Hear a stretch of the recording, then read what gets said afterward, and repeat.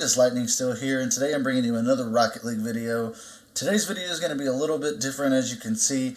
I'm going to be looking at a replay file from the grand finals of the spring series for North America with G2 versus NRG.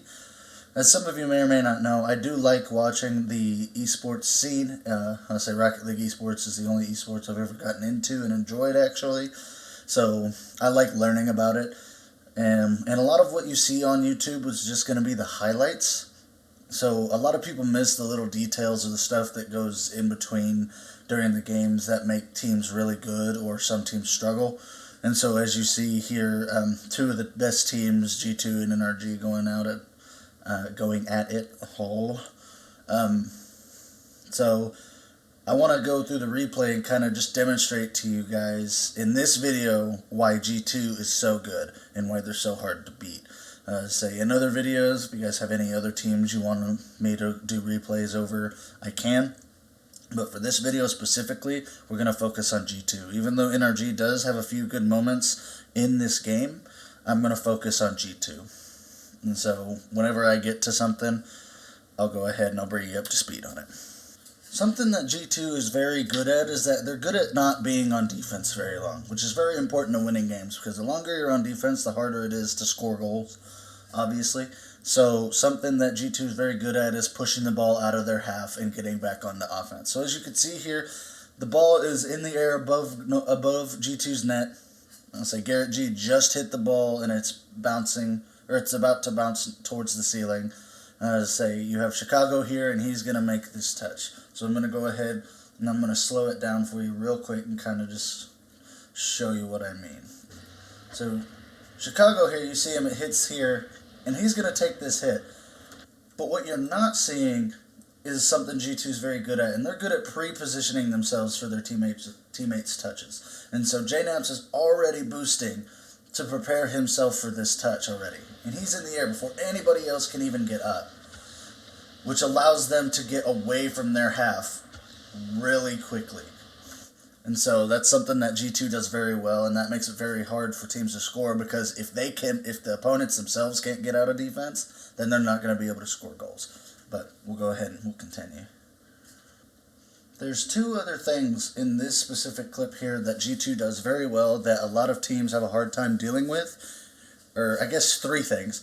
The first thing I'm going to point out is their solid rotations, something that makes it very hard for teams to deal with, because the way they rotate is so good that even if you get past one person, it's going to be very hard to get past the second person.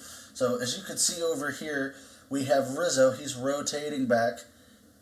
Let me scratch that. It's going to be more of this rotation to get behind Chicago, because he knows Chicago has the ball.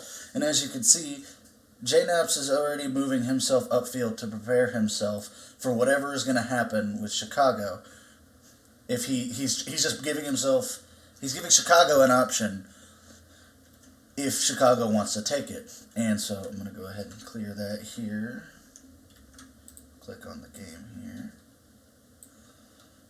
And as you can see, I have it slowed down. A second thing they're good at is using their space wisely. Even though Garrett G was facing Chicago and easily could have jumped for that ball, he stayed grounded and he is able to get the ball on his car and dribble it. And he's using his space wisely. He's not just hitting it downfield just for the sake of getting it away from their half. So we'll see here. He can't see Garrett anymore, so he knows he has to get it over him. And as you can see, he does get it over him. So he uses his space wisely in order to not just give up possession. Something that a lot of teams do is that if it's on their half and they are in a sticky situation, they'll just hit it downfield and give up possession and try to regroup. But something G2 does a lot is they control possession in order to get it out of their half, or they find each other downfield to get it out of half, like they use each other. And speaking of using each other, the third thing that they're very good at is finding each other. And even though it might not have been a direct hit to JNaps recognizes that Chicago got it over him and that he can beat Justin to this ball. So as you can see here, he speeds over to the ball, gets that touch, and gets it right past Justin. So using their spacing and rotations to ensure safety with Rizzo rotating back to net, making sure that he could back up Chicago if Garrett were to challenge early there. Chicago using his space wisely by catching the ball instead of hitting it downfield and just giving up possession to NRG. And then J-Naps perfectly positioning himself as an option to Chicago in order to make that goal happen. Or just, some of the many things that G2 does very well when it comes to, just being dominant over their opponents or making it hard to beat, making them hard to beat. Another thing that G2 is very good at that it's hard for their opponents to account for, and is mainly pushed for by Rizzo, is they are a very physical team, making teams uncomfortable, allowing them to not be able to sit in one spot for very long or being able to set things up the way they would like to. Because, when you're getting chased down by Rizzo all the time, you either have to jump or dodge out of the way, or in some cases you don't see it coming, you just kind of have to take it, and you kind of just have to let it happen, And so a lot of teams have, issues doing that. And so as you can see here, I'll go ahead and just play it full speed for you. He gets one person, he finds Turbo on the wall here and gets two.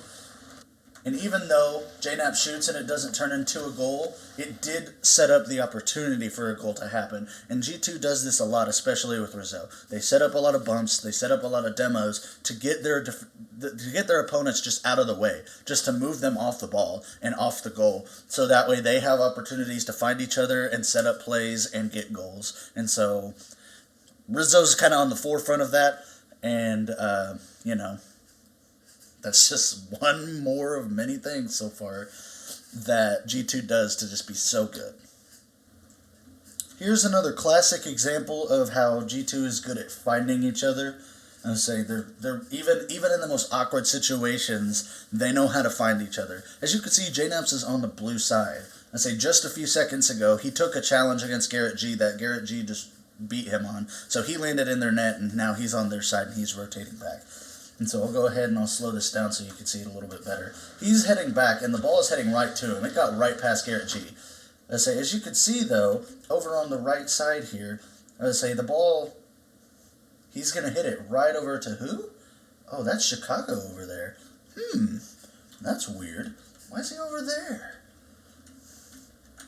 Then I'll go ahead, and I'll just let it play out so you can see. Though it does not result in a goal directly, he is able to find Chicago even in the most awkward situations. A situation where he's rotating back. He should never be in that situation in the first place where he's just in their net. But even when he's out of position, he's able to just find Chicago. So once again, G2 just showing they're good at finding each other. It doesn't matter when, they're just good at finding each other. Once again, here we see Rizzo doing something that he's very good at, and that is getting bumps and demos to relieve pressure from their half. Energy, as you can see right now, is currently with the ball at the top right, transferring the ball downfield and trying to get an attack going. So I'll go ahead and slow it down for you. So he's able to get Garrett G, who is the only option in middle for Justin to get. And that clears up so much pressure because Turbo's going to go now, but Justin's still landing. So if somehow Turbo makes a bad touch, or if the ball just, doesn't go, if he hits the ball and it doesn't quite go his way, now Garrett's all the way back, but he still has to spawn. He has to, make a push at the ball. This gives G2 time to get boost, head downfield, and recalibrate and get ready for the next attack. So something G2's good at is relieving pressure from their own half. And finally, something they're very good at as well is they know when to stay in a play with little to no boost, or, rather than just leaving. As you can see here, JNaps currently has 0 boost. So he easily could just come this way, try to get boost, and then rotate out this way. Yeah, I know. I'm bad at arrows. I didn't even draw an arrow there. I drew a filter. How about that? Take it and do what you will. But as you can see right here, if it will let me, okay, I'm going to hit start. You see, he could have just rotated out and got boost, but he saw that Garrett made a terrible touch there on the ball, that allowed him to get that goal. When a lot of other teams, they're at a boost, they might just rotate out and leave and let the next guy go. But the next guy wasn't very close at all.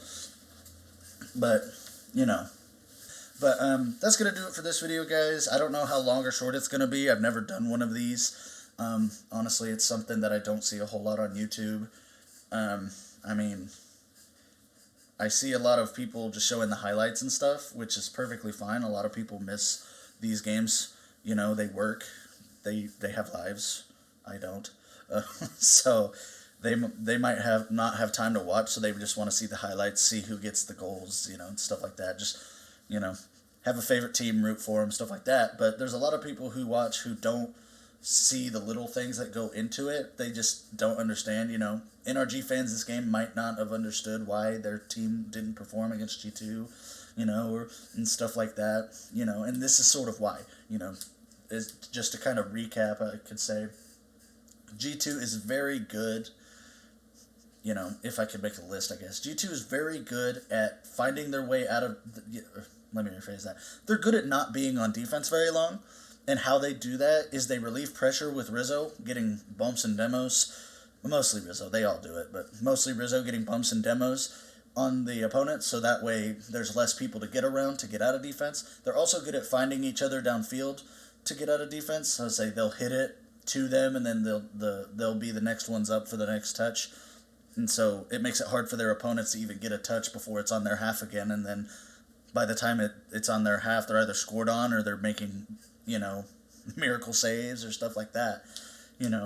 So G2 is very good at staying off of defense. I'll say, and on offense, they're good at, or let me rephrase that. Let me just go down the field here. So we started on defense. Now at midfield, they're good. They're also good at bumps and demos. I would say they're good at finding each other. But the main thing that they do well is they space out very well, because they give each other options. If the ball goes over somebody, they're spaced out well enough that they can make that save, or they can make that touch to keep it in midfield, or if they do end up beating the opponent, they're able to, make the next touch to try to shoot it, or try to find another pass, or to try to buy time for their team. And then on offense, the main thing they're good at is they're good at finding each other for, good passing plays, stuff to confuse the opponents, make it hard for them to read what's going to happen next, as well as getting bumps and demos to make it to where the opponents can't sit where they want to sit at all times.